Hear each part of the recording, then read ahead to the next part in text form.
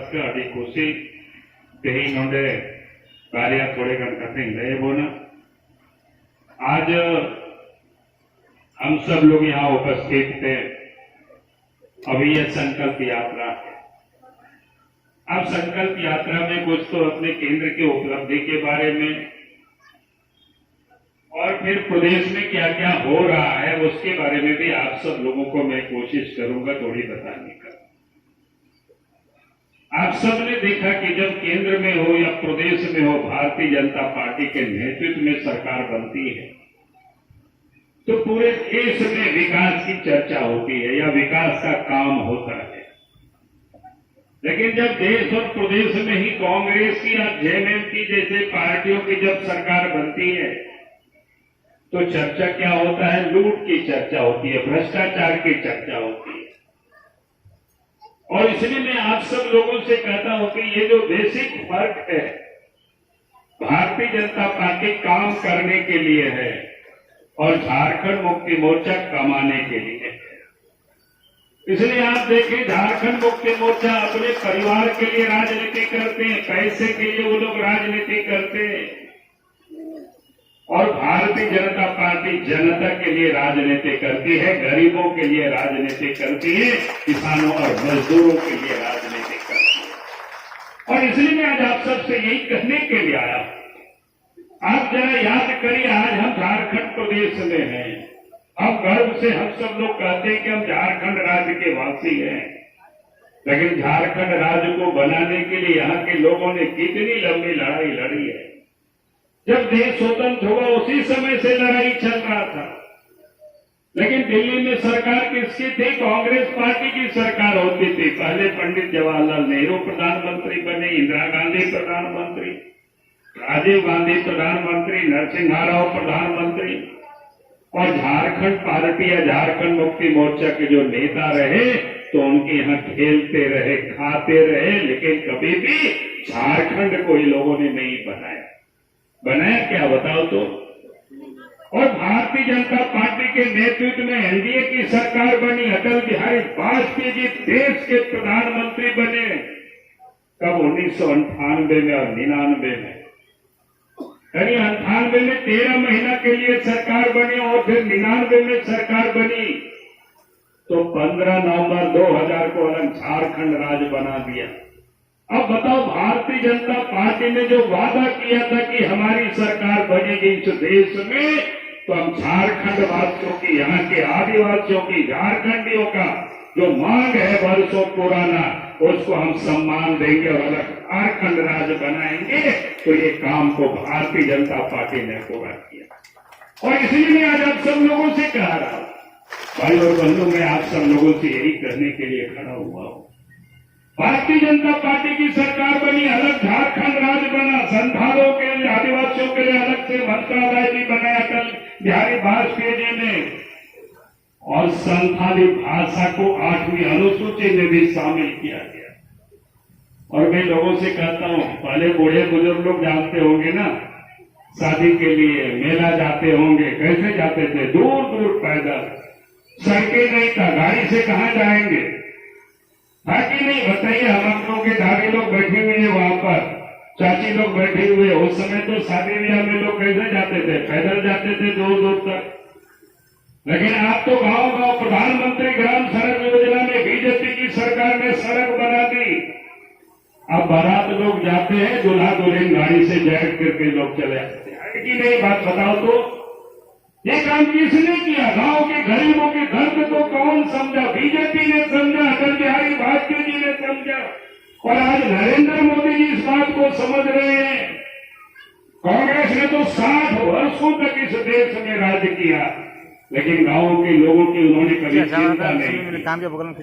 और झारखंड में हम जब मुख्यमंत्री बने, अलग राज्य बनने के बाद, तो आप इधर से दुमका तरफ शिकारी पड़ा, तब क्या कहते हैं? सरसगंगा तरफ चले जाइए, उधर भी नदी में पुल बन गया।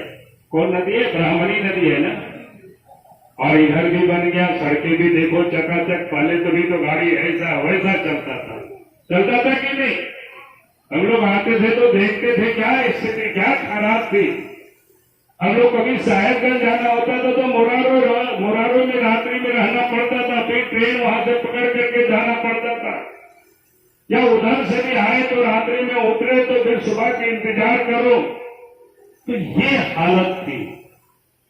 लेकिन आज अगर इस तस्वीर को किसी ने बदला है तो बीजेपी की सरकार ने बदला है। अब यही कहने के लिए मैं आज आपके बीच में आया हूं।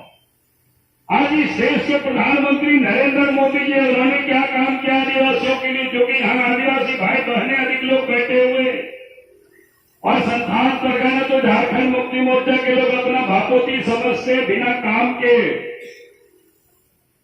मोदी जी ने क्या किया? पहली दफा भारत की मंत्रिमंडल में 1, 2, 3 नहीं बल्कि 8 आदिवासी भाई और बहनों को मंत्रिमंडल में जगह दिया है। आजाद भारत में आज तक किसी ने नहीं इतनी बड़ी तादाद में मंत्रिमंडल में लोगों को जगह नहीं मिला था, लेकिन पहली दफा इस भारत सरकार के मंत्रिमंडल में 8 आदिवासी भाई और बहने मंत्री बने हुए। ये किसी ने काम किया तो नरेंद्र मोदी जी ने किया। और इतना ही नहीं, भारत के राष्ट्रपति का नाम तो आप सब लोग सुने होंगे, सुने कि नहीं सुने बताइए तो। आज का तो कैसे भारत के राष्ट्रपति जो तो देश के प्रधानमंत्री ने 8 मंत्री को बनाया। द्रौपदी मुर्मू को देश के राष्ट्रपति पहली महिला, यानी किसी ने आदिवासियों को सम्मान दिया तो देश के प्रधानमंत्री नरेंद्र मोदी जी ने दिया। और इतना ही नहीं, आप कोरोना काल में आप याद करिए, उस समय तो कारखाना बंद हो गया था, गाड़ी भी बंद हो गया था, आना जाना मुश्किल था। लगता था कि गरीबों के घर में चूल्हा जलेगा कि नहीं जलेगा, गरीब के बच्चे भूखे सोएंगे कि खा करके सोएंगे। देश के प्रधानमंत्री ने इस गरीबों के घर में भी चूल्हा जले, गरीब भी भूखे नहीं सोए, उसके लिए उन्होंने कोरोना काल में व्यवस्था किया। और प्रत्येक महीना देश की 80 करोड़ की आबादी को फ्री में अनाज भी पहुंचाने का काम किया, और आज भी वो अनाज दे रहे हैं। लेकिन तकलीफ होता है झारखंड में देख करके, यहाँ की सरकार वो गरीबों के अनाज भी गरीबों के घरों तक नहीं पहुंचा पाते, बल्कि जो गरीबों के नाम से जो अनाज देश के प्रधानमंत्री नरेंद्र मोदी जी भेजते हैं, उस अनाज को भी ये बेशरम सरकार गरीबों का भी अनाज को वो बेच करके वो खा जाते हैं। अब बताओ तुम इसको हटाना है कि नहीं हटाना है? जो ऐसा गड़बड़ करेगा तो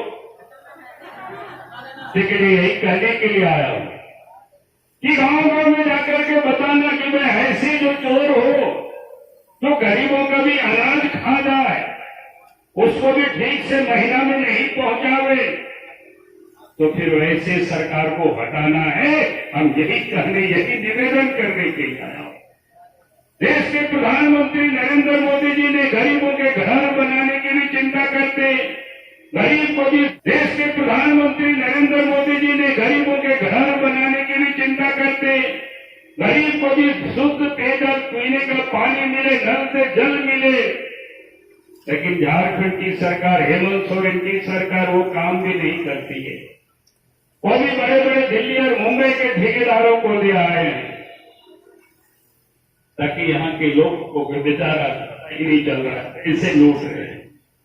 और इसीलिए मैं आप सब लोगों से यही कहने के लिए आया हूं, आज इस प्रदेश में कानून व्यवस्था बिगड़ गई, चोरी डकैती हत्या अपहरण, बहु बेटियां भी सुरक्षित नहीं है।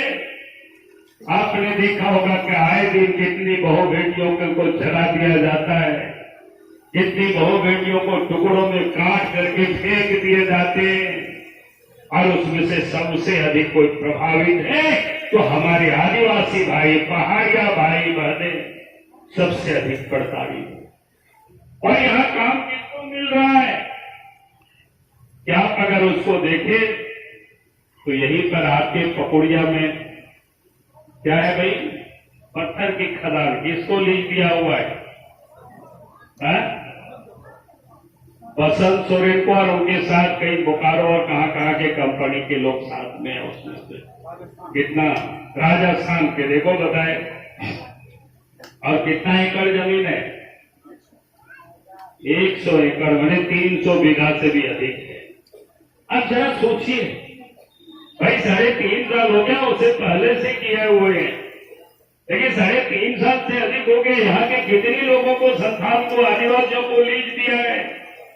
जो आदिवासियों के नाम पर जो राजनीति करते हैं, दिया है क्या? बताओ तो। नहीं दिया है। और इसलिए मैं लोगों से कहता हूं कि भाई ये देंगे नहीं, अपने परिवार के लिए सिर्फ ये राजनीति करते हैं, दलालों के लिए सिर्फ राजनीति करते हैं, बिचौलियों के लिए सिर्फ राजनीति करते हैं, और पैसे वालों के लिए सिर्फ ये राजनीति करते हैं। अगर आप चाहते हैं कि आप भी खदानों के मालिक बने, तो अब अगली चुनाव में भारतीय जनता पार्टी को साथ देना, भारतीय जनता पार्टी को जिताना। मैं आपको ये विश्वास के साथ कह रहा हूं कि आप सबको जिसकी जमीन पर खदाने हैं, उसको खदान के मालिक भी हम बना देंगे, और जिसके गांव में अगर घर मजूरा जमीन है, तो उसे गांव के लोगों को ही खदान के मालिक बना देंगे। और सारे लोग बोलते हैं पूंजी नहीं है, कैसे लोग काम करेंगे? हमने कहा कि पूंजी भी सरकार व्यवस्था कर देगी। देश के प्रधानमंत्री नरेंद्र मोदी जी रोजगार के लिए ढेर से बैंक खोल रखे हैं, और सारे पैसे आपको दिला देंगे। जब हम इस प्रदेश के मुख्यमंत्री थे, रोजगार के लिए नौजवानों को, बेरोजगारों को हमने बस दिया था, तो फिर इन नौजवानों को रोजगार के लिए क्रेशर क्यों नहीं दिया जा सकता है? दिया जा सकता है कि नहीं दिया जा सकता है?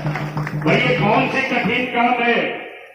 उनको कोड़ने के लिए वो जेसीबी या कौन मशीन होता है? कौन सा मशीन होता है? पोकलेन होता है। तो पोकलेन नहीं दिया जा सकता है क्या? कोई दिक्कत नहीं है सरकार के लिए।